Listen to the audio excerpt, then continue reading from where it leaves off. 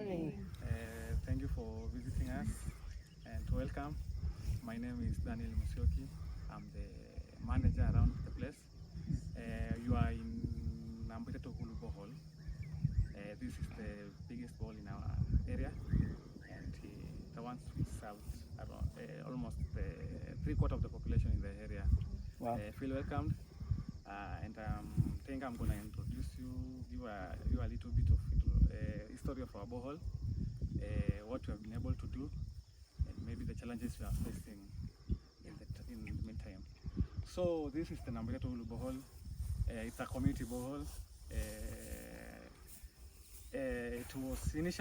It belonged to the Aimima Kilungu ranch. The whole place you see here was a ranch, and it was the one giving water to the cattle which were being reared in the area. Okay. So after the ranch was divided and given to the people, to live in the ranch, the borehole was given to the community, so that the community could run the water and give people to the water. So initially the borehole used to give water to the cattle which were being reared, but now we are giving water to the community. This is the land. We are in a, like, I think 2.5 acre piece of land. Oh, nice. The borehole itself is around there. There is the powerhouse. This is our small office, you can see there. We have planted some trees along around it.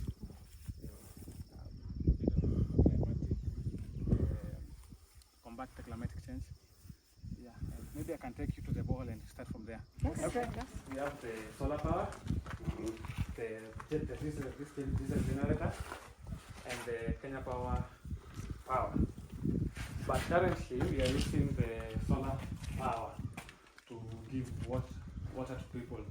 We have not been able to use this diesel generator because it developed some mechanical problems, and then we were told, due to some pollution it brings to the environment, we should rely solely on the green power, the solar energy. Yeah. That's why we reverted to the solar energy. The reason we don't use the Kenya power energy is it's very expensive, and we have not been able to. We cannot been able to sustain it, considering the small revenue we get from the water. Sure. So we only depend solely now on the Solar. Okay. Yeah, so which we are in the process of Replacing. So today there's no pump. So currently, Yeah, this week we have committed to the community. I have told them last week and this week we will not be able to pump water to them, Yeah. so that we can rehabilitate the solar, so that we can give them enough and sufficient water. Yeah. So this is our powerhouse, and the bowl itself. So right now you cannot get water. Right now, for the last, I think 4 days, Yeah. we are not pumping water because as you can see, we are in the process of. Right. Okay. Yeah. Installing the solar. So there's not a backup.